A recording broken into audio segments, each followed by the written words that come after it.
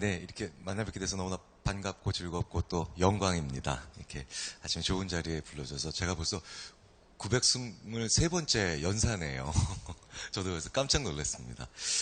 근데 제가 작년 여름부터 이게 어쩌다 어른이라고 하는 프로그램을 해서 강연을 좀 하면서 이제 길에서도 많이 알아보시는 지경에 이르렀는데 그분들이 그러세요, 저한테. 예전에 아침마당 이금희 아나운서가 하시던 아침마당 한참 보셨던 분들은 제가 한 2년 반을 격주로 나가서 행복심리학자 아니냐고 저한테 그러시고요. 그리고 그것이 알고 싶다 좋아하시는 분들은 저를 범죄심리학자로 알고 계십니다. 제가 이 귀한 자리에서 어찌 감히 거짓을 고하겠습니까? 이실직고부터 드리고 시작하겠습니다. 제 정체를 밝혀드려야 되니까요. 저는 행복심리학 잘 모르고요. 범죄심리학은 되게 못합니다. 제가 찍으면 범인이 아니더라고요. 그래서 관련 수사 쪽에 계신 분들도 참 이렇게 무능한 범죄심리학자가 어딨냐 막 이렇게 이제 저한테 농담을 하시기도 하는데, 그럼 뭘 잘하는데 여기 온 거야 자네는, 이렇게 생각을 당연히 하실 텐데, 저는 인지심리학이라고 하는 걸 전공으로 합니다. 상담심리학이나 사회심리학이나 문화심리학은 딱 들으시면은 이게 무슨 심리학이다 금방 감이 오실 텐데, 이게 인지심리학은 뭐 하는 거야? 라고 조금 이제 좀 이렇게 말이 쉽게 이렇게 다가오지 않으실 텐데요.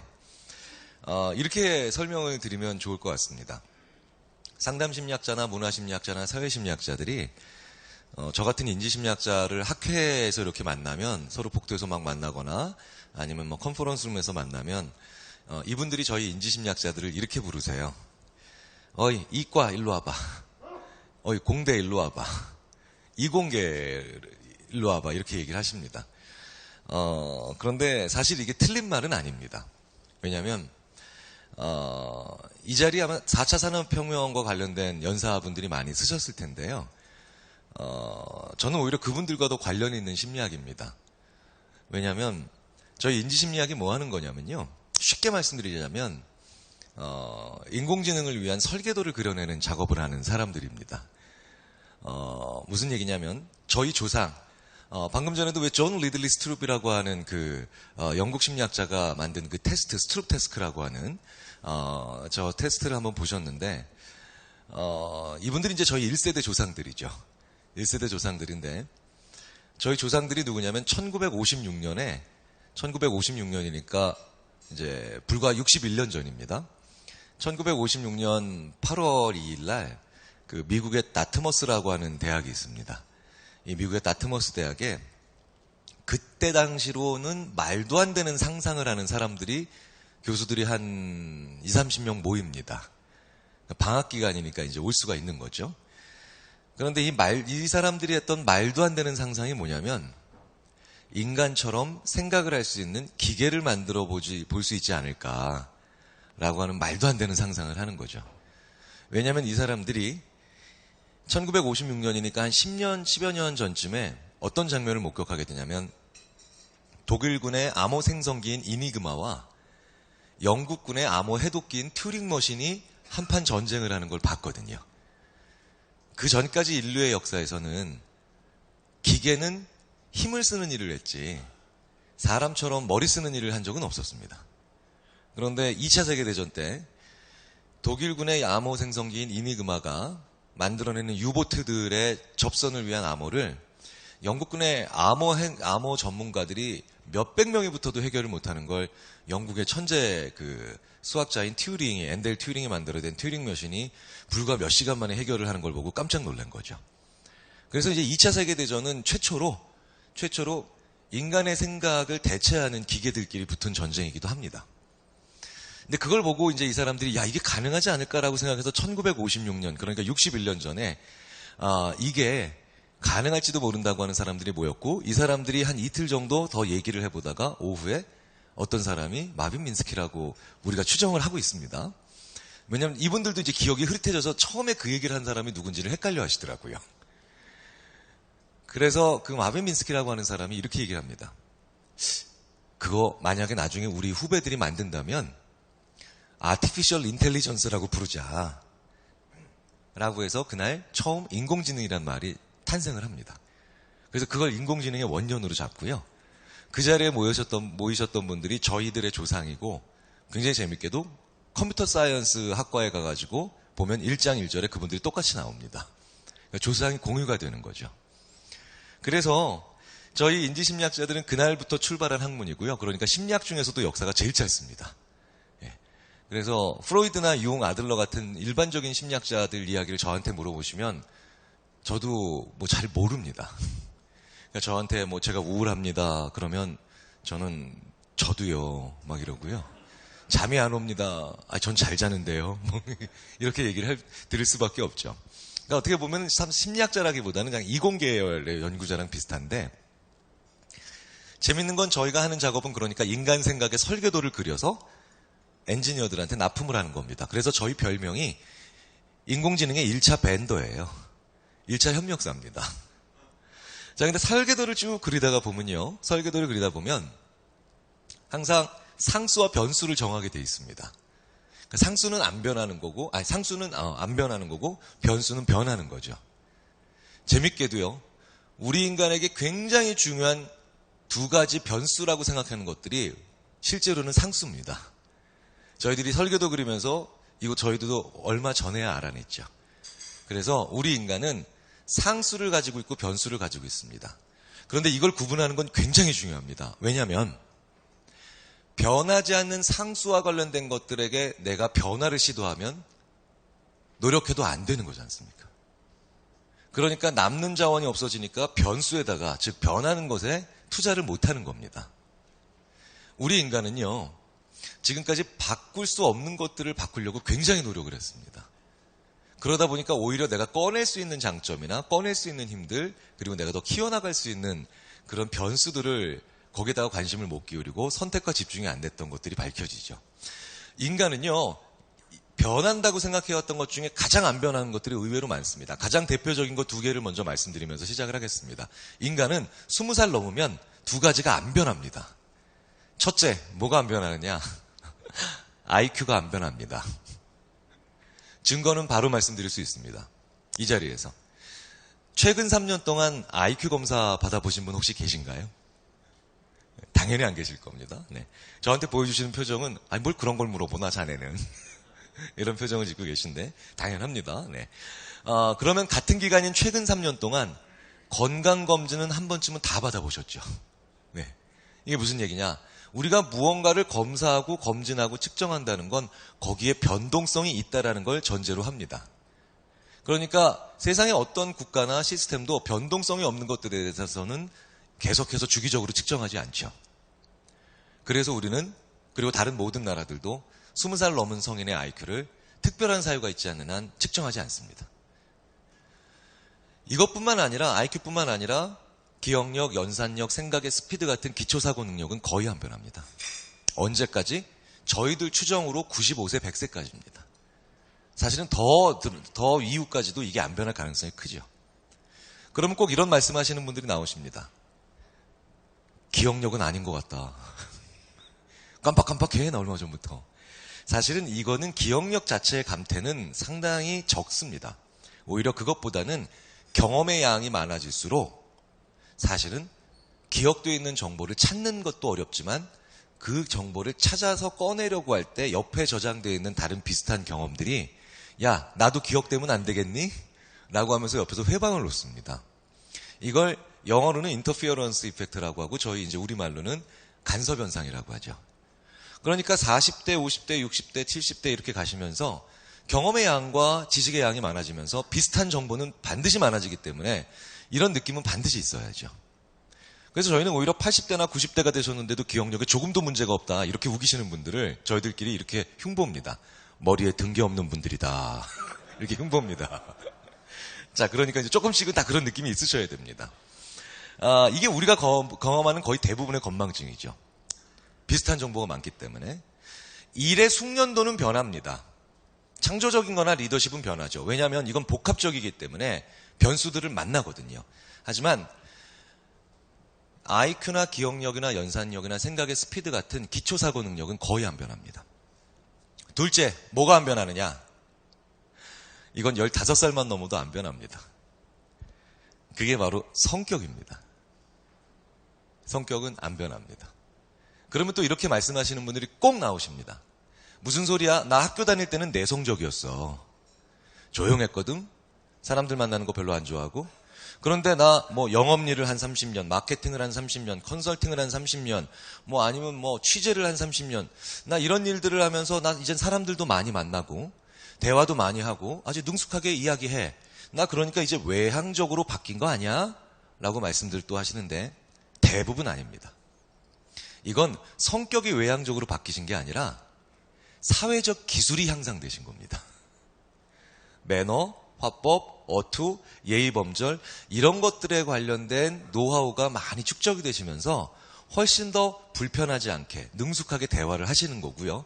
그렇게 사람들을 만나시는 거지 성격은 그렇게 쉽게 안 변합니다. 왜냐? 이 기초사고 능력, IQ를 비롯한 기억력과 같은 기초사고 능력과 그 다음에 성격은요. 저희 인지심리학자들이 기질이라고 부릅니다. 이 두 개를 묶어서. 그리고 기질은 다시 어떻게 심리학적으로 정의가 되느냐. 부모로부터 물려받는 유전적 형질입니다. 그러니까 이걸 물려받으신 겁니다. 이 자리에 계신 한 분 한 분께서는 기초사고 능력과 성격을 부모님으로부터 물려받으신 거고요. 그리고 배우자를 만나시면 조합하셔서 또 다시 자녀에게 물려주시는 거죠. 그래서 잘 안 변하는 겁니다. 그런데도 재미있는 것은 참으로 많은 전국의 부모님들은 자기 자녀를 흉을 보실 때 꼭 이 두 가지를 흉보십니다. 얜 머리가 왜 이래? 넌 승질이 왜 이래? 이거 절대 하지 마십시오. 그리고 꼭 한마디 더 하시죠. 넌 누구 닮아서 그러니? 거기 누가 있겠습니까? 1년에도 꽤 많은 부모님들이 자기 자녀분을 데리고 오셔가지고 이제 제 앞에 부모 자식 두 분 앉아 계시죠. 그럼 이렇게 얘는 머리가 왜 이래? 얘는 승질이 왜 이럴까요? 이렇게 속상해하시고 애는 또 미안해합니다.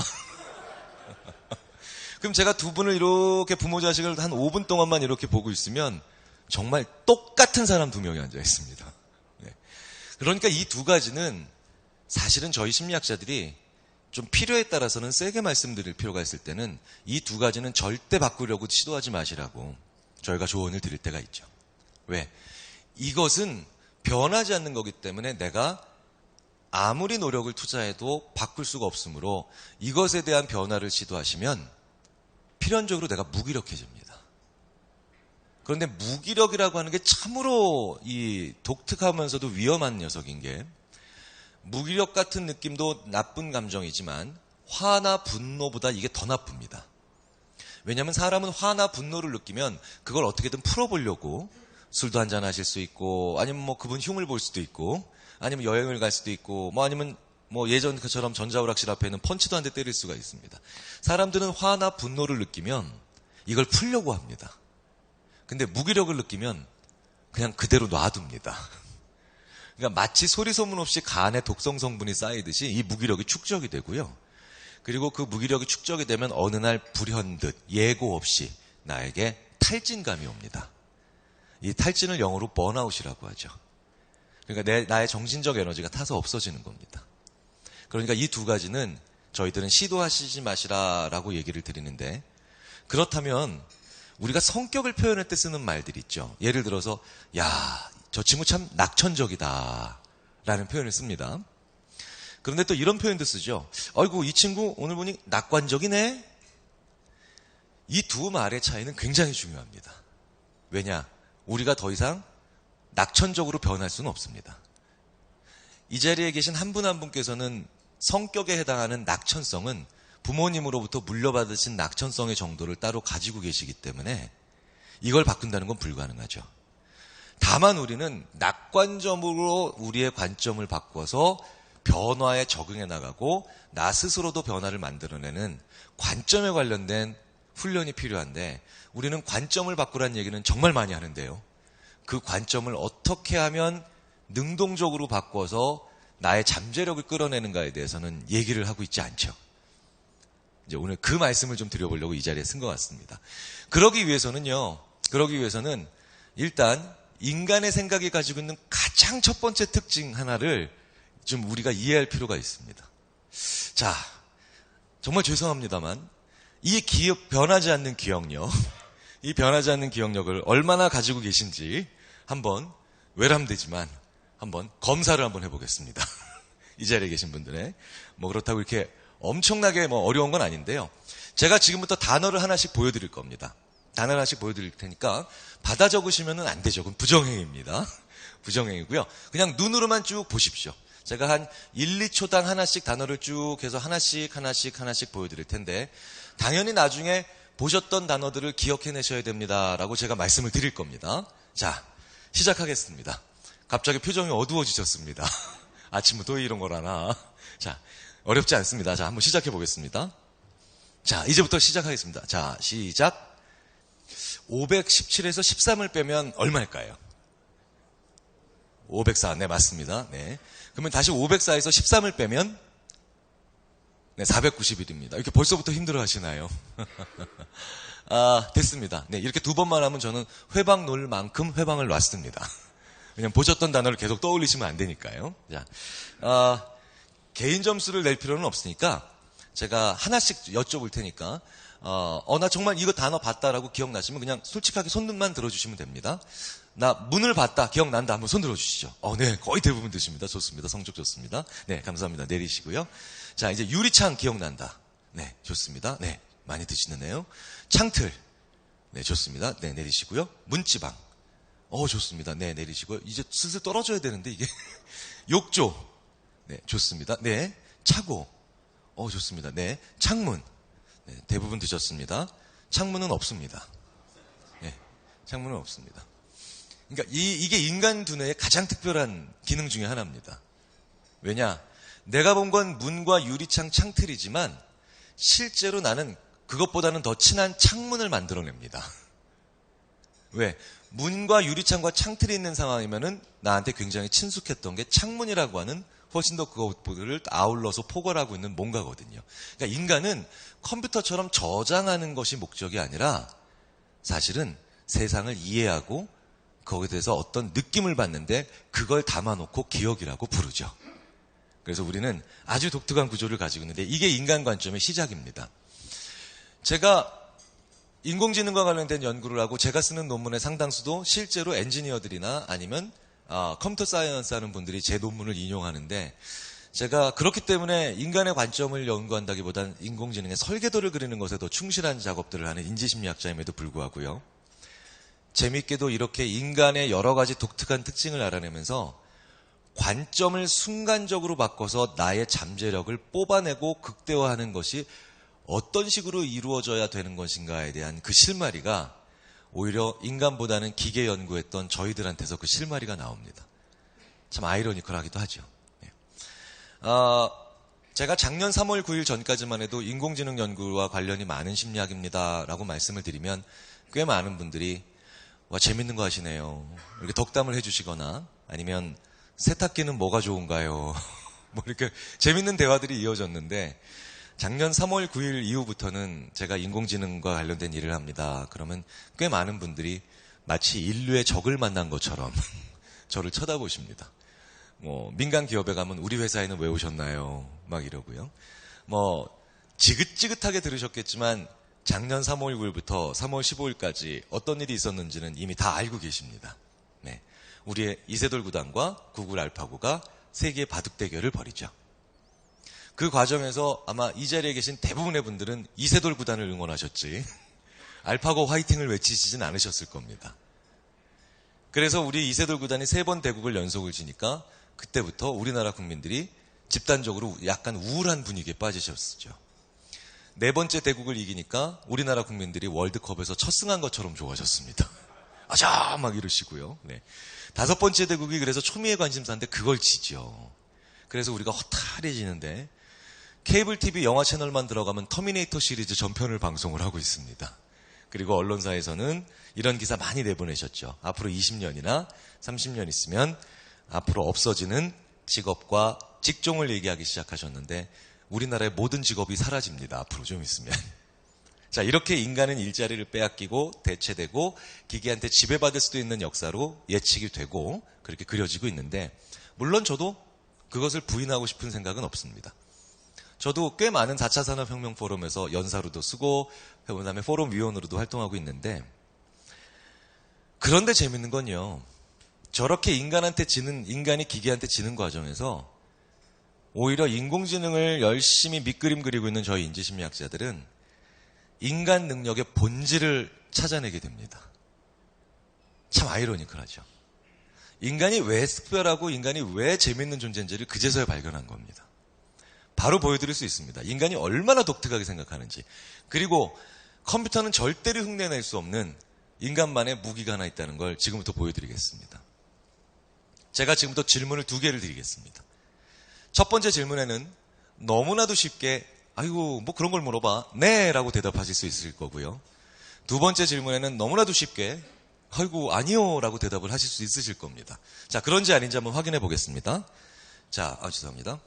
첫 번째 질문입니다. 이게 너무 쉬운 질문이라서요, 좀 이거 넌센스 퀴즈 아니니? 라고 생각하실 수도 있지만 그냥 이 친구가 나를 초등학생 취급하는구나 라고 잠시만 생각해 주시고 대답을 해 주시면 됩니다. 자, 첫 번째 질문입니다. 우리나라 수도 이름 아시나요? 그거 보십시오. 너무 쉬우니까 당황하셨죠? 자, 당황하실 필요 없습니다. 다시 한번 여쭤보겠습니다. 우리나라 수도 이름 아시나요? 네, 쉽죠? 1초 만에 대답하셨습니다. 자, 그럼 두 번째 질문입니다. 자, 이번엔 아니오가 쉬우실 겁니다. 과테말라에서 7번째로 큰 도시 이름 아십니까? 자, 다시 한번 여쭤보겠습니다. 과테말라에서 7번째로 큰 도시 이름 아시나요? 이게 인간만이 이렇게 하는 게 인간만이 가능합니다. 오로지 인간만이 모른다는 대답과 안다는 대답의 스피드를 같이 할 수 있습니다. 무슨 얘기냐? 기계는 이게 불가능합니다. 기계는 무조건 모른다가 느립니다. 지금까지의 컴퓨터도 그랬지만 앞으로도 태깅 시스템 뭘 쓰든 러닝 시스템 뭘 쓰든 키워드 시스템 뭘 쓰든 앞으로도 영원히 기계는 내 시스템 안에 그런 정보가 없습니다. 내 하드디스크 안에 그런 파일이 기록되어 있지 않습니다. 이렇게 몰라요라고 출력하기 위해선 기계는 반드시 뭘 하고 난 다음에야 이런 출력이 가능하냐면, 그쵸, 찾아야죠. 기계는 찾고 난 다음에야 모른다고 대답을 할 수가 있습니다. 그것도 웬만한 대부분의 경우에는 싹 다. 그래서 기계는 무조건 안다보다 모른다가 느리죠. 그리고 대부분 하염없이 느립니다. 그런데 과연 그렇게 찾으셨던 분이 계셨었는지 한번 확인해 보겠습니다. 과테말라에서 7번째로 큰 도시에 관련된 정보가 내 하드디스크 안에, 즉 나의 브레인, 나의 뇌 안에 없다라고 모든 분들께서 1초 만에 대답을 하셨는데, 그렇게 모른다, 그런 파일 없다 나한테, 이렇게 대답하시기 위해서 자신의 두뇌를 열심히 구석구석 찾아보고 스캔하셨던 분 계시면, 한 분이라도 계시면 손 들어 주십시오. 안 계시죠? 만약에 한 분이라도 오늘 이 장소에서 그런 분이 나오신다면 오늘부로 이곳에는 역사관이 하나 새로 생깁니다. 왜냐? 이곳이 바로 인류 최초로 컴퓨터와 같은 방식으로 생각을 하는 인간이 발견된 곳입니다. 유네스코에서 바로 연락 올 겁니다. 한 분도 안 계시다는 거죠. 이게 어떻게 가능하냐는 거예요. 우리 뇌에 생각을 담당하고 있는 세포가 있습니다. 이걸 뉴런이라고 부르죠. 뉴런이 대략 1천억 개 정도 있습니다. 와, 1천억 개니까 많네. 이건 많은 것도 아니죠. 왜? 뉴런은 1천억 개지만 하나의 뉴런은 대략 1만 개의 다른 뉴런들과 연결고리들을 맺고 있습니다.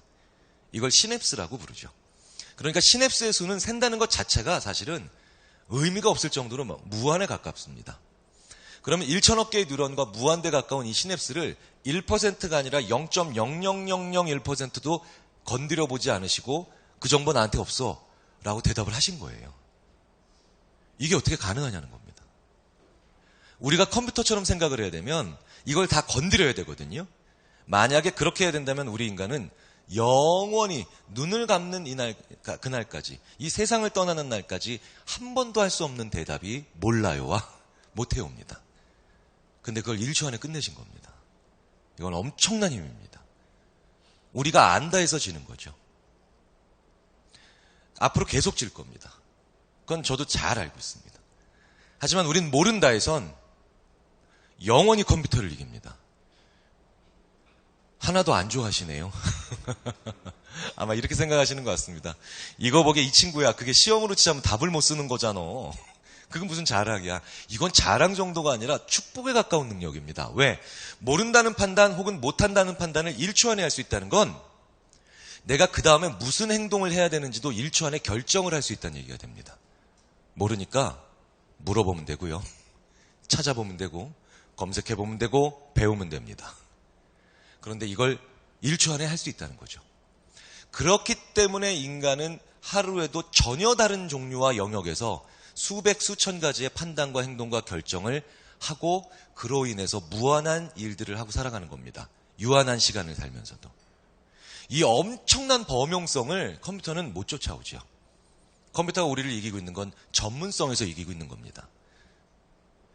자, 이 고마운 능력, 우리로 하여금 빛의 속도로 모른다는 판단을 해서 그 다음 행동을 뭐 할지를 결정하게 만들어주는 이 재밌는 능력을 저희들이 인공지능으로부터 인간이 패배하기 시작한 날부터 관심을 가지고 봤더니 그걸 이제 이름을 붙여야 될 때가 얼마 전부터 왔습니다. 그래서 저희가 그걸 메타인지라고 부릅니다. 일단 메타를 떼고 인지만 말씀을 드리자면 인지는 생각이기 때문에 저 생각은 대부분 가지고 있습니다. 강아지도 자기 주인을 알아보는 능력이 있기 때문에 생각이 있고 침팬지도 생각이 있고 인간도 생각이 있고 이젠 기계도 생각을 하죠. 그러니까 인지는 다 가지고 있습니다. 그런데 재밌는 건 인간은 자기 인지를 보는 인지를 하나 더 가지고 있습니다. 자기 생각을 보는 생각을 하나 더 가지고 있습니다. 그래서 재밌게도 인간은 자기 인지 위에 있는 또 다른 인지, 이걸 위해서 계속 쳐다보고 있는 또 다른 자아, 자기의 복사본 하나를 계속 자기 뇌 안에 떠올리고 살아가고 있죠. 그래서 메타인지라고 부르는 겁니다, 저희가. 이건 인간만 있습니다. 그런데 이 메타인지가 어떻게 그렇게 만주벌판보다도 넓은 나의 뇌를 1%도 안 건드려보고 야, 그거 없어. 이거 보세요, 주인님. 그거 몰라요. 이렇게 1초 만에 대답을 하게 만들어주냐면요.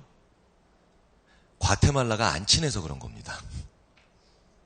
이 메타인지는 자기 주인이 사람을 만나든 기계를 만나든 공부를 만나든 뭘 만나든 자기 주인이 지금 만난 게 친한지 안 친한지만 봅니다. 왜? 확률적으로 친하면 알거나 할 수 있을 가능성이 큽니다. 과테말라처럼 하나도 안 친하면 모르거나 못할 가능성이 크죠. 그래서 양쪽 모두에서 너무너무 친하면 주인님 그거 알고 있어요. 주인님 그거 하셔도 돼요. 혹은 하나도 안 친하면 주인님 그거 몰라요. 주인님 그거 못해요. 이렇게 빛의 속도로 양쪽에서 신호가 옵니다. 그러니까 인간은 이것 때문에 유한한 시간을 살면서도 무한한 판단을 하고 살아가게 된다는 거죠.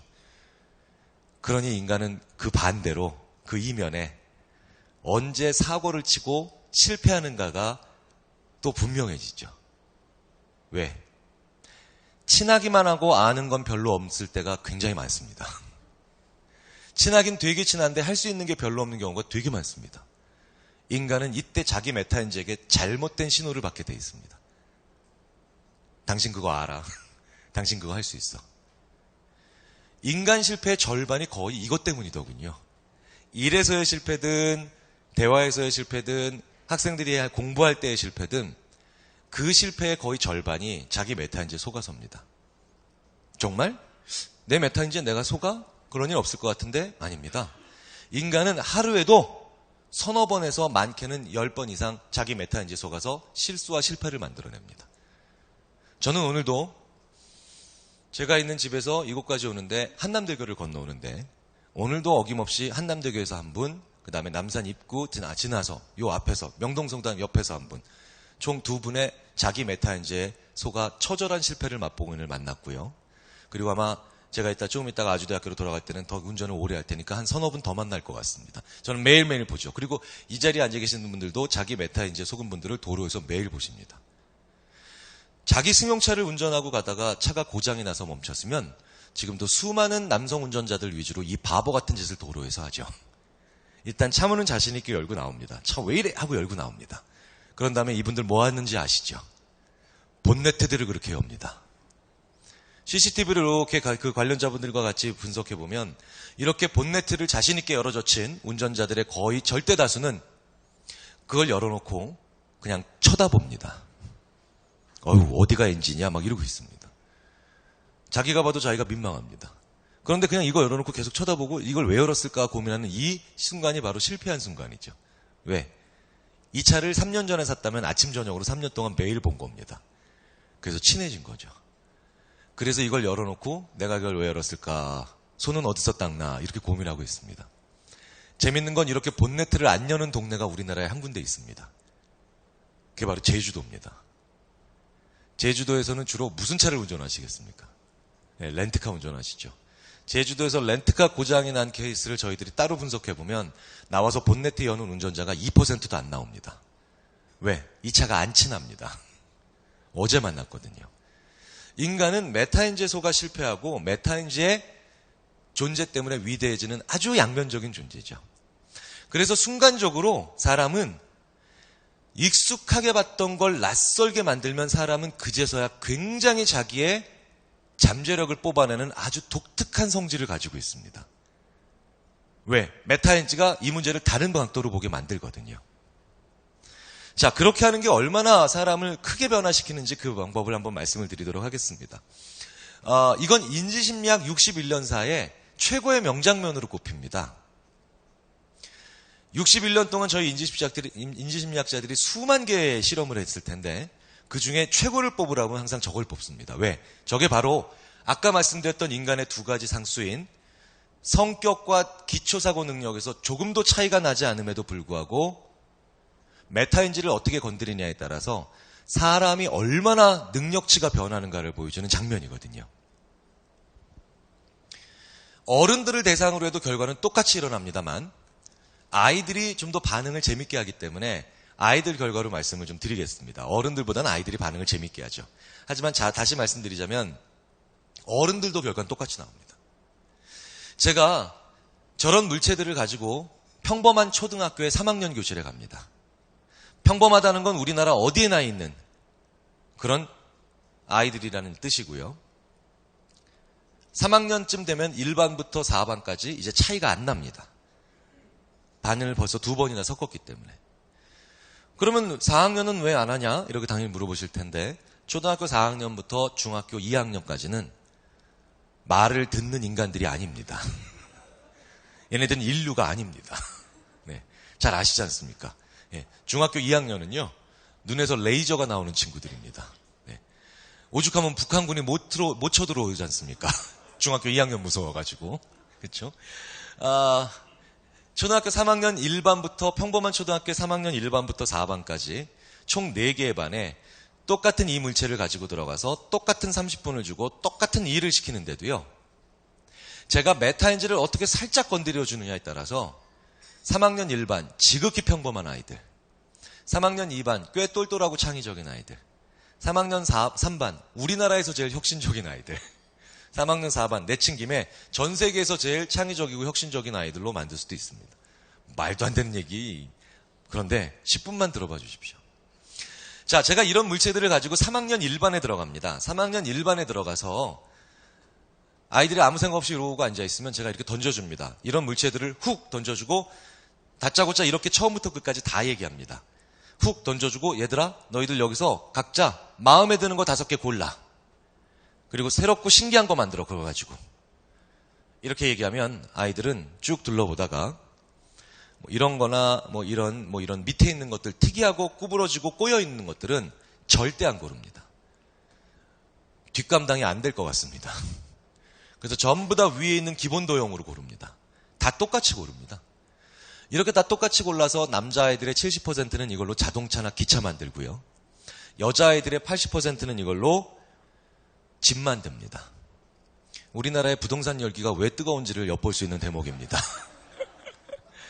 벌써부터 걱정을 하더라고요. 아이들이 집 걱정을. 자, 다 똑같이 만든다는 건 개성, 독창성, 창조 없다는 거죠. 자, 그런데 이렇게 가슴 아픈 1반을 뒤로 하고 제가 2반에 갑니다. 2반에 가서는 어떻게 하느냐? 이렇게 합니다. 똑같이 훅 던져주고 마음에 드는 거 5개 골라 얘들아. 각자 5개씩 마음에 드는 거. 여기까지는 1반이랑 똑같습니다. 그런데 제가 잠시 숨을 멈추고 나가버립니다. 마치 그게 끝인 것처럼. 그러면 아이들은 5개 고르면 그게 끝이구나 라고 생각을 하기 때문에 이젠 취향이 나옵니다. 그래서 오히려 밑에 있는 것들 위주로 특이한 걸 위주로 제각각으로 특이한 것들을 다 고르죠. 그런데 제가 설마하니 갔겠습니까? 문 뒤에서 숨어서 보고 있다가 아이들이 자기가 진짜 좋아하는 것 5개를 고르고 나면 문을 확 열고 다시 들어와서 이렇게 얘기합니다. 네가 지금 고른 5개로 새롭고 신기한 거 만들어. 이러면 아이들의 표정은 싸늘하게 식습니다. 대부분 저한테 팔짱 끼고 이렇게 나옵니다. 그럼 나가기 전에 그 얘기를 하고 나가셨어야죠. 나 그랬으면 이런 거 안 고르잖아. 저한테 투덜대기는 한데 재밌는 변화가 일어납니다. 첫째, 일단 다 다른 걸 골랐지 않습니까? 그러니까 같은 건 나올래야 나올 수도 없고요. 둘째, 처음엔 저한테 짜증냈지만 지들이 좋아하는 걸 골랐기 때문에 더 오래 길게 재밌게 만듭니다. 그래서 나오는 아웃풋이 이제 슬슬 똘똘해지기 시작합니다. 이런 걸 만드네? 이런 평가를 받기 시작하죠, 슬슬. 자, 3반으로 가겠습니다. 이게 더 중요하죠. 3반에서는 어떻게 하느냐? 이거 아직 안 보여줍니다. 아직 안 보여주고요. 커튼 뒤에 가려놓은 상태에서 이거부터 먼저 물어봅니다. 네가 새롭고 신기한 걸 만든다면 뭘 만들래? 이걸 아직 안 본 상태에서 아이들은요, 엄청나게 용감한 대답을 하기 시작합니다. 일단 지구 평화를 지키는 로봇은 무조건 나옵니다. 남북 통일시키는 프로그램도 웬만하면 나오고요. 영원히 충전하지 않아도 되는 휴대전화나 영원히 기름 넣지 않아도 되는 그 자동차 같은 건 아주 소박한 수준에 이릅니다. 네. 저는요, 경기도 화성에서 3반에서 여자아이 중에 정말 놀라운 걸 만들겠다고 하는 아이도 만난 적이 있습니다. 이게 초등학교 3학년이 이런 얘기를 하더라고요. 그대로 옮겨보겠습니다. 놀라지 마십시오. 여야 상생과 합의를 도출하는 프로그램을 만들겠답니다. 그 다음 말이 더 충격적입니다. 원내 협의체를 구성해서 너 도대체 무슨 뜻인지 알고 하나? 막 이랬는데 하여튼 엄청난 것들을 만듭니다. 그럼 이 모든 것들을 다 듣고 난 다음에 제가 씩 웃으면서 커튼을 올립니다. 이놈들 죽어봐라 하면서 커튼을 젖히고 난 다음에 방금 전에 네가 말한 거 여기서 5개 골라서 만들어. 아이들은 이런 게 어른들이 당한다는 보이스피싱이구나.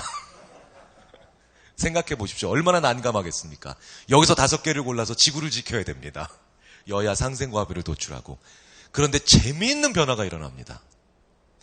1반이나 2반 아이들은 저 물체들을 어떻게 고르느냐 하면 5개를 보고 덥석, 보고 이거 덥석, 보고 이거 덥석 이렇게 고릅니다.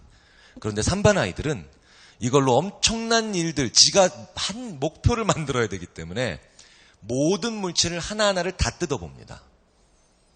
돌려보고 심지어 굴려보며 부딪혀서 소리를 들어보고 핥아보는 아이들도 있습니다. 맛도 봅니다. 안 봤던 데를 이제 아이들이 보기 시작한다는 겁니다. 자, 4반에 갑니다. 3반이랑 다 똑같습니다. 먼저 뭐 할지 물어보고 아이들이 엄청난 거 얘기하면 커튼 젖혀서 방금 전에 네가 말한 것 여기서 골라서 5개 골라서 만들어. 이렇게 4반에서도 이렇게 3반이랑 똑같이 하면 4반 아이들도 3반 아이들처럼 눈물을 글썽거리면서 손을 부들부들 떨면서 간신히 5개를 고릅니다. 4반에서는 아이들이 이렇게 다 고르고 나면 옆 사람이 고른 거랑 바꾸라고 합니다. 저는 3, 4반에서 아이들을 거의 요즘 아이들 쓰는 말로 멘탈 붕괴 상태로 집어넣는 거죠. 그런데 재밌는 건 이 학교 아이들은 평범한 아이들이기 때문에 3, 4반 아이들도 당연히 평범한 아이들인데요.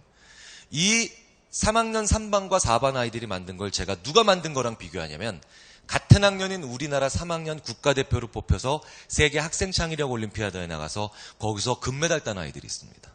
이 어마어마한 능력치의 소유자인 아이들에게 똑같은 저물체를 주고 대신 제가 일반에서처럼 얘기합니다. 그렇게 해서 올림피아드 수상자들한테 만들게 한 것과 이 3, 4반 아이들이 만들어낸 걸 비교해보면 이 3, 4반 아이들의 창의, 혁신, 독창성, 개성 모든 이런 측면의 점수가 2배에서 2배 반 이상 높게 나옵니다. 능력치보다 훨씬 더 중요한 건 나를 좋은 생각을 할 수 있는 상황으로 넣어야 된다는 거죠. 제가 일반 아이들을 왜 그렇게 평범하게 만들었는지 그리고 3, 4반 아이들을 왜 그렇게 대단하게 만들었는지 이제 간략하게 설명을 한번 올리겠습니다. 일반에서 제가 왜 아이들을 그렇게 평범하게 만들 수 있었느냐. 제가 이렇게 했었죠. 훅 던져주고 마음에 드는 거 5개 골라 새로운 거 신기한 거 만들어. 이게 뭐냐면요. 그게 교사든 리더든 아니면 옆에서 제가 시키는 사람이든 도구와 방법과 목표를 동시에 고민하게 만들어서 이렇게 된 겁니다. 이걸 동시에 고민하니 생각의 과부하는 일찍 일어나고, 그러면 생각의 과부하가 일어나면 인간은 의외로 바로 생각을 포기합니다. 그런데 생각은 포기됐는데 무언가를 만들어내야 될 때 인간이 취할 수 있는 가장 좋은 방법은 누군가를 따라하는 겁니다. 그래서 평범해지는 거죠. 그런데 제가 두 번째 반에서는 어떻게 했나요? 마음에 드는 거 5개 골라 라고 바로 목표를 같이 부여하지 않고 기다렸습니다. 즉 자기가 좋아하는 일을 찾게 되면 그 다음에 어떤 목표를 받아도 더 잘하게 된다는 거죠. 그런데 이건 그 시스템의 교육이 해야 되는 일입니다. 그건 사회적으로 할 수밖에 없는 일이죠. 이건 리더의 몫이 아닙니다. 중요한 건 리더의 몫은 3, 4반이라는 거죠. 3반과 4반 아이들이 왜 그렇게 엄청나게 변했냐면 얘네들은 도구를 아직 안 봤습니다. 그러니 방법에 대한 고민을 안 해도 됩니다. 그런 상태에서 먼저 뭐를 했냐? 뭐 하고 싶은지를 얘기했습니다. 목표부터 만들었다는 거죠. 도구나 방법이 없는 상태에서 목표를 만드니까 이 목표들이 커집니다. 세집니다. 그러면 나쁜 점은 실현 가능성이 떨어진다는 거죠. 근데 좋은 점은 엄청난 장점이 하나 있습니다. 이렇게 실현 가능성은 떨어지지만 큰 목표나 크게 만들 것을 따로 가지고 있으면 그 다음에 만나는 도구들이나 기술이나 남들도 다 가지고 있는 무언가가 독특하게 보입니다. 남들과는 다른 관점으로 볼 수 있다는 거죠. 그걸 일상적으로 안 볼 수 있다는 겁니다. 낯설게 느낀다는 거예요. 왜냐하면 인간은 도구부터 보면 절대로 큰 일을 못하게 돼 있습니다. 이걸 저희 심리학자들이 현생 인류인 호모사피엔스의 8만 년짜리 착각이라고 부를 정도로 인간은 작은 도구를 만나면 작은 방법을 생각해내고 작은 결과를 지향하게 돼 있어서 절대로 큰 결과물을 만들지 못하게 돼 있습니다. 왜냐? 인간의 고집스러운 착각은 큰 결과를 만들기 위해선 큰 도구를 사용해야 된다는 게 인간의 착각입니다. 그리고 큰 결과를 만들기 위해선 그렇기 때문에 큰 방법을 써야 된다라고 하는 게 인간의 착각이죠. 얼마나 웃긴데요. 윷놀이 하실 때 보면 너무나도 큰 차이가 나죠. 윷놀이에서 뭐 나올 확률이나 도 나올 확률이나 그게 그거지 않습니까? 근데 윷놀이 할 때요. 윷이나 모처럼 큰 숫자가 나와야 좋을 때는 사람들이 윷을 이렇게 던집니다. 윷이야! 막 뭐야! 하고 던져요. 도 나와 할 때는 어떻게 던지는지 아시죠? 입모양이 작아집니다. 높! 막 이러고 던져요. 이게 뭐냐면 확률값과 무관하게 큰 결과 나오려면 큰 방법 써야 된다고 생각하는 게 인간입니다. 그러니 재미있게도 우리는 큰 결과를 이루기 위해서 큰 도구나 큰 방법을 자꾸 확보하다가 인생이 끝나거나 아니면 조직의 운명이 다하는 경우를 자주 보죠. 반대로 해야 된다는 겁니다. 큰 목표를 누군가가 가지고 자꾸 유의를 해야 됩니다. 그래야만 그 목표를 보고 있는 실현 가능성은 떨어지더라도 다른 것들을 열심히 계속 색다르게 보고 특이하게 보고 다른 관점으로 보는 누군가가 나타나더라는 거죠. 자, 이렇게 메타인지는 건드리면 건드릴수록 사람의 굉장히 독특한 능력을 뽑아내는 장점이 있는데, 그렇다면 내 생각을 보는 눈인 이 메타인지가 정말 어떤 의미를 가지고 있는 거야? 라고 저희한테 물어보시면 저희는 이렇게 대답드립니다. 뛰어난 사람과 평범한 사람을 가르는 유일한 요인이다라고 말씀을 드립니다.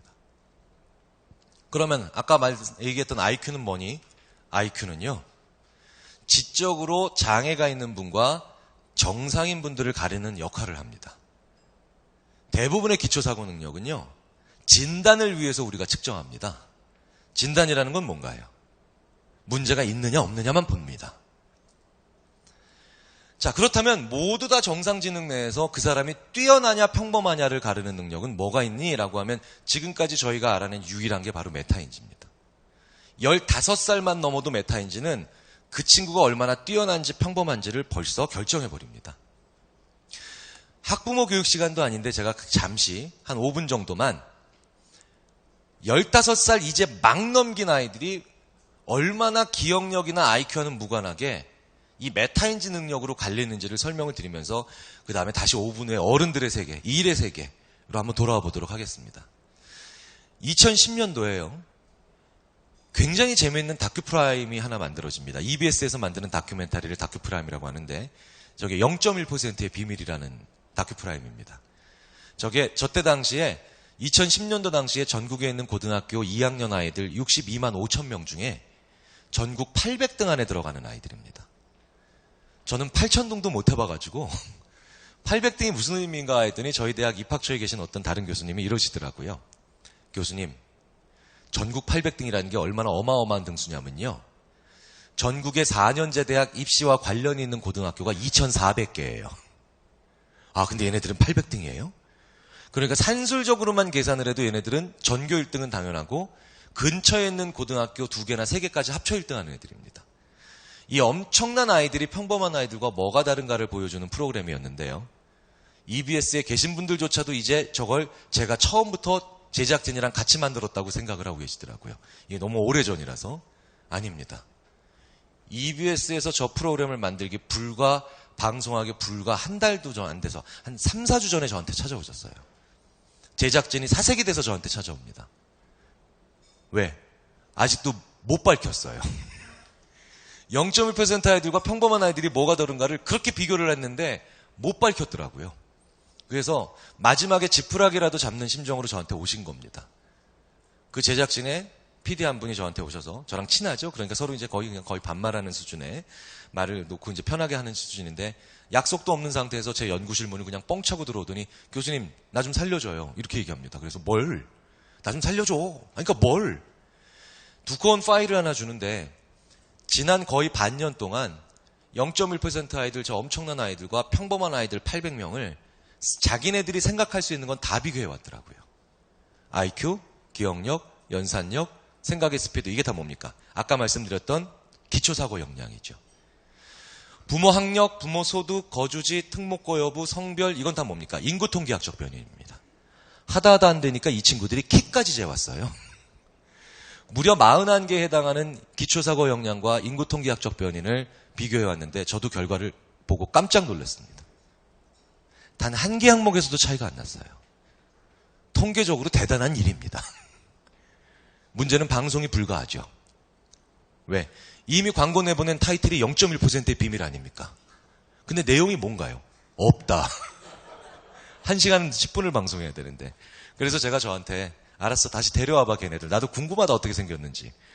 이미 다 전국 각지로 돌아갔으니까 이제 저희 아주대학교 근처에 있는 뭐 용인, 수지, 분당 이런 신도시 아이들로 간신히 13명을 저한테 섭외해서 다시 데려옵니다. 평범한 아이들은 섭외가 쉽습니다. 그래서 이제 옆에 고등학교에서 평범한 아이들 좀 보내달라 그러니까 그 선생님이 저한테 그러시더라고요. 저희 학교에 많습니다. 그래서 1,300명도 보내드릴 수 있습니다. 그래서 아니 선생님 13명만.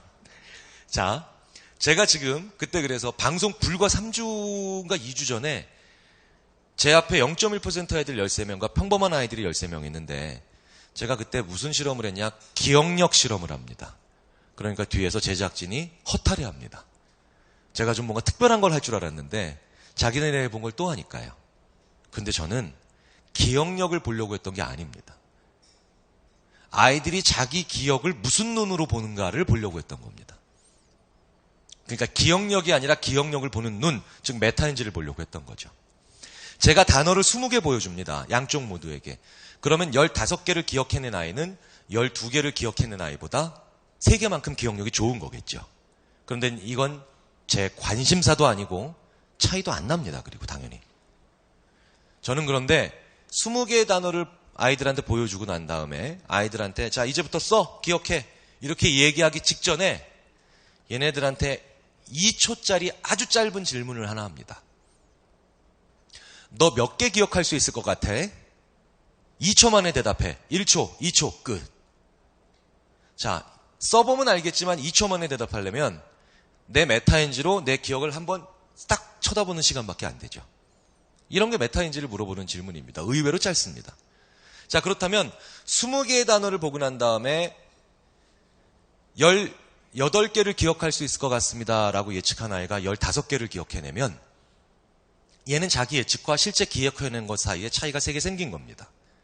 그런데 12개를 기억할 수 있을 것 같다라고 예측한 아이가 정말로 해봤는데 12개를 기억하면 얘는 아까 그 친구보다 기억에서는 3개가 떨어지지만 자기 예측과 실제 사이의 편차는 0입니다. 제 앞에 데려온 0.1% 아이들 13명은 이 편차가 전원영이었습니다. 한 명도 빠짐없이. 오죽하면 제작진 중에 PD 하나가 뒤에서 할렐루야 이러더라고요. 너무 좋아가지고. 재밌는 건 얘 불교더라고요. 나중에 보니까. 이거 반칙인데. 네. 평범한 아이들로 가보겠습니다. 방송에 내보낼 수 있는 아이가 몇 명 안 나옵니다. 기억된 평균은 똑같은데. 왜냐하면 얘네들 잘못 내보냈다간 평생 놀림받을 것 같아요. 아니 어떤 녀석이 있었냐면 제가 단어는 20개 보여줬는데 자신 있게 47개를 기억할 수 있습니다. 이 녀석을 어떻게 내보내겠습니까? 그래서 자기 예측과 실제 사이가 서너 개 나는 아이들만 추리니까 불과 6명 나왔습니다. 그래서 이쪽도 6명 방송에 내보냈죠. 드라마틱하게 차이 납니다. 메타인지를 보면. 자, 그래서 제작진이 저한테 물어보시죠. 교수님, 이 엄청난 차이가 무슨 의미고 이게 도대체 어떻게 해서 만들어지는 거예요? 그래서 제가 그때 이 얘기를 해줬습니다.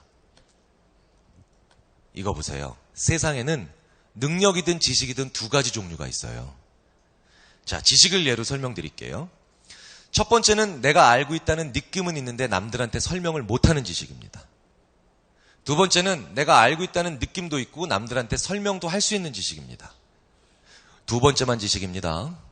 두 번째만 능력이고. 그럼 첫 번째는요? 그건 자기 메타인지에 자기가 속고 있는 거예요.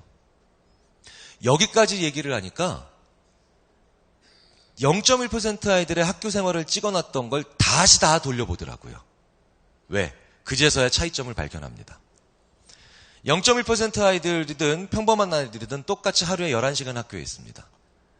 똑같은 시간만큼 밥 먹고 똑같은 시간만큼 화장실 갔다 오고 심지어 똑같은 시간만큼 졸고 자고 그리고 떠들고 있습니다. 그런데 0.1% 아이들이 유일하게 많이 하는 게 뭐냐? 다른 평범한 아이들에 비해서 설명을 많이 하고 있습니다. 1시간 반 이상 설명해요. 학교에서 어떤 아이들은. 그런데 1시간 반을 설명하다 보면 저희들이 눈을 보면 얼마나 막혔는지를 알 수가 있습니다. 설명이. 대략 15번 이상 막힙니다. 거기가 다 뭐겠습니까?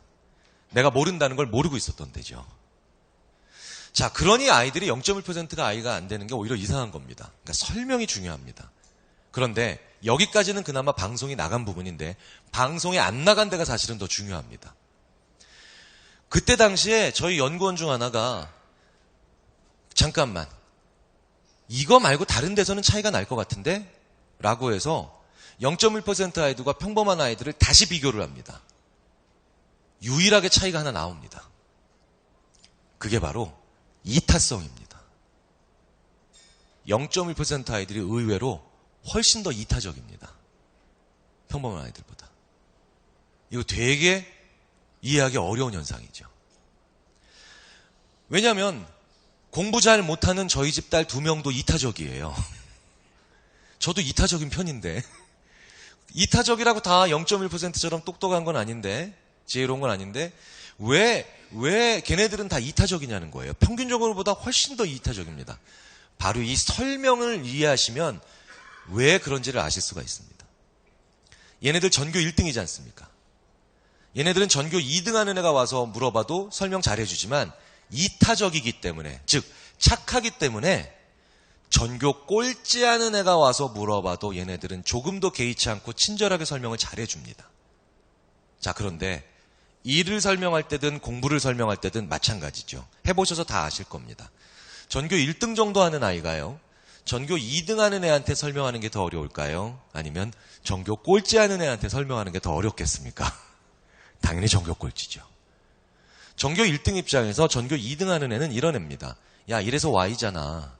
라고 하면, 아, 그래서 그 다음에 X제곱이었구나. 얘기 안 해준 것도 턱 하고 나오는 아이들이죠.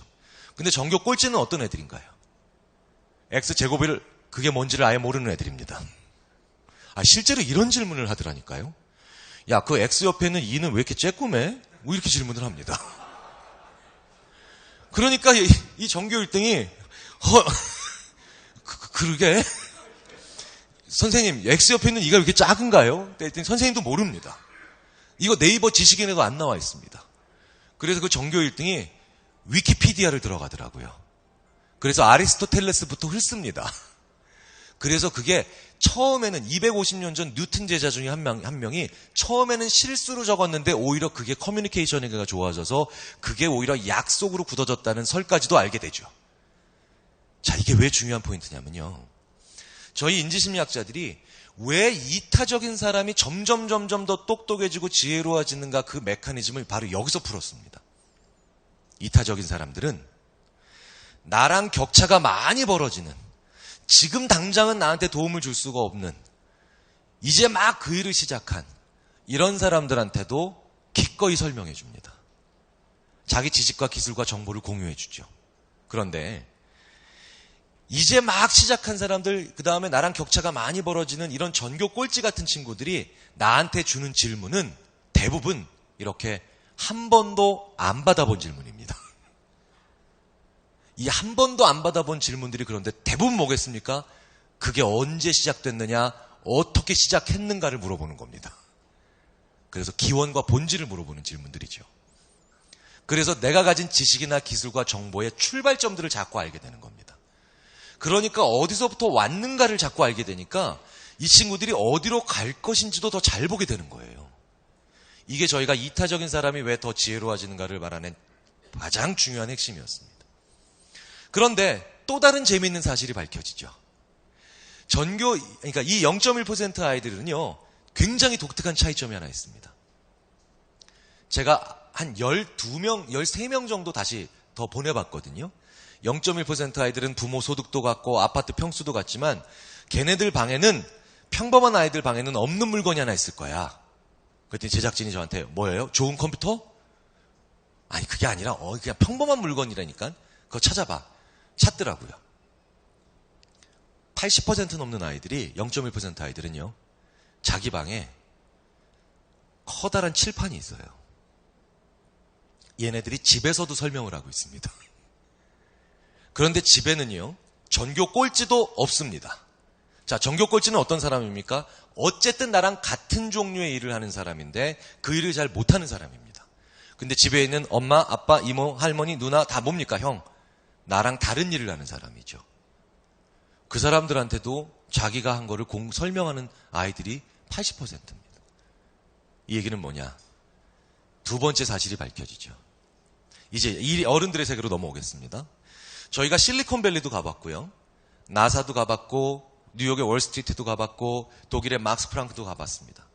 수많은 곳에서 그분이 어떤 분야에 계시든, 컴퓨터, 그러니까 프로그래머를 하시든, 엔지니어를 하시든, 마케팅을 하시든, 파이낸싱을 하시든, 분야를 막론하고 뛰어난 사람과 평범한 사람 사이에서 저희들이 찾아낸 거의 유일한 행동적 습관의 차이가 뭐냐?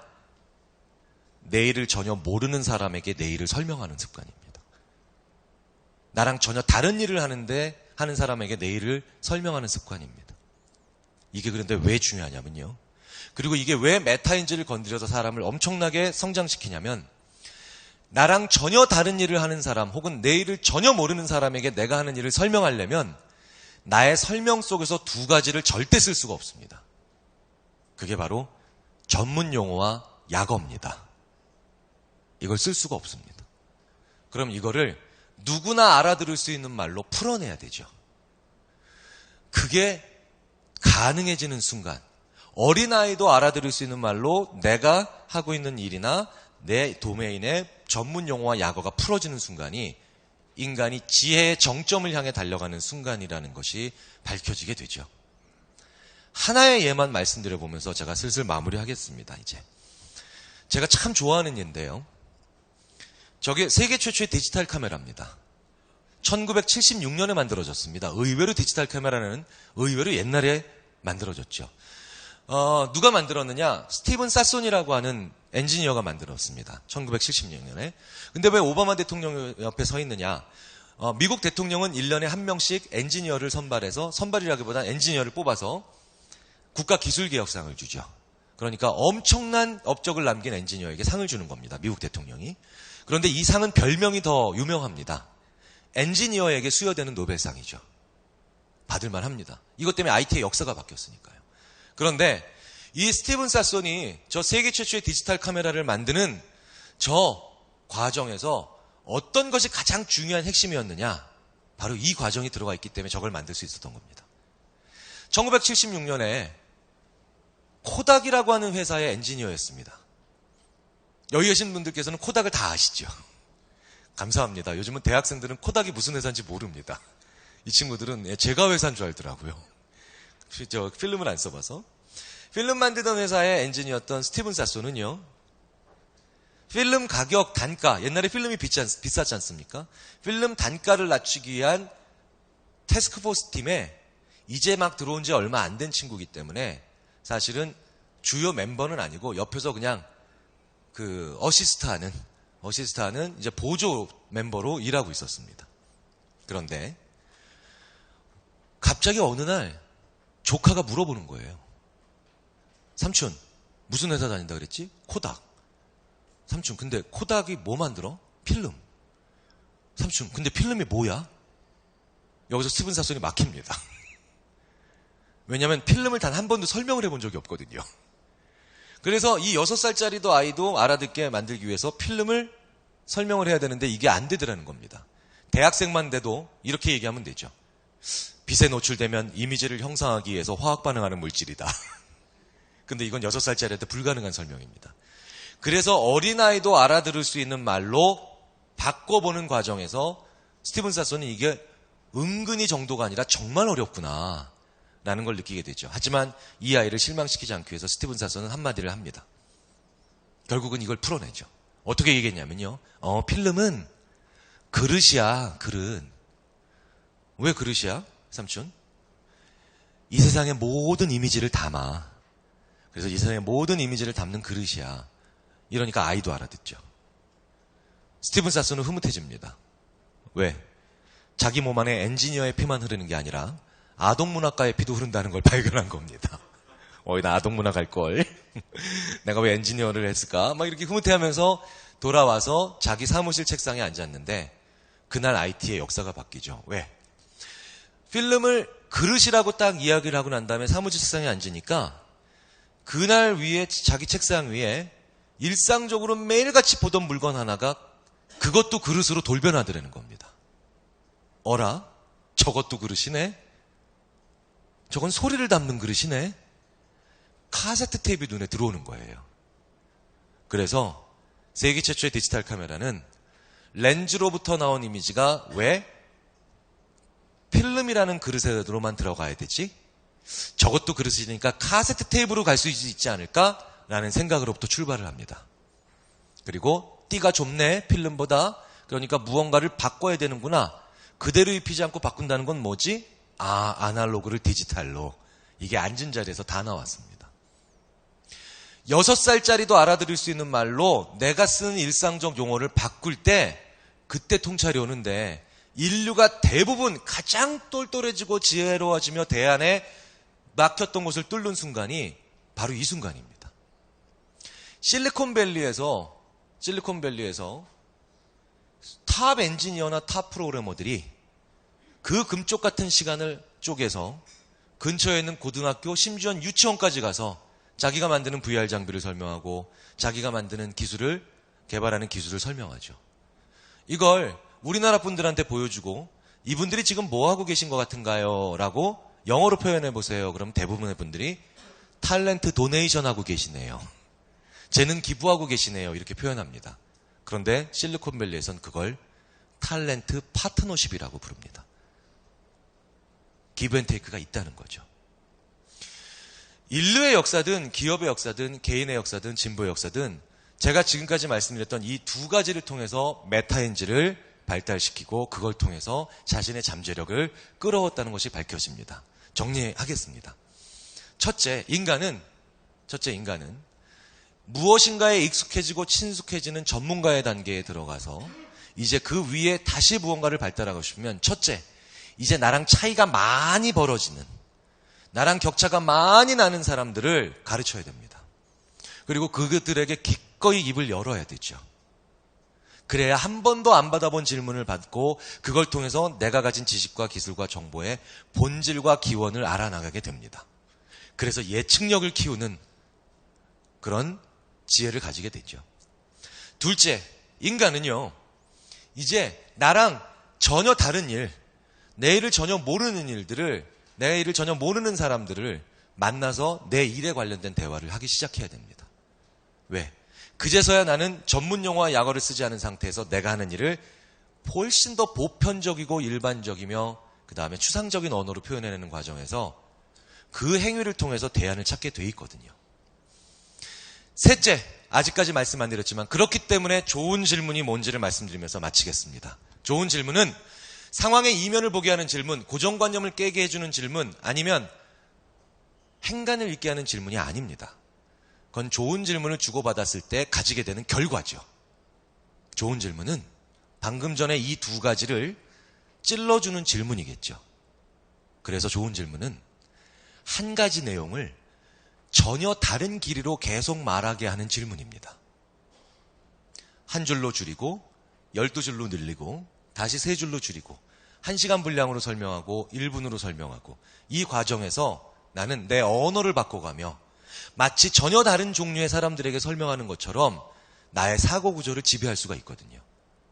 같은 내용을 전혀 다른 길이로 혹은 전혀 다른 종류의 길이로 설명하게 만들어주고 이렇게 찔러주는 질문까지 그 공동체 내나 그 조직 내에서 서로 커뮤니케이션 되고 있다면 이 세 가지를 통해서 인간은 가장 메타인지로 자기의 잠재력을 끌어낼 수 있다는 게 저희가 지금까지 연구한 결과입니다. 긴 시간 동안 호흡해 주셔서 감사합니다. 마치겠습니다. 감사합니다. 네.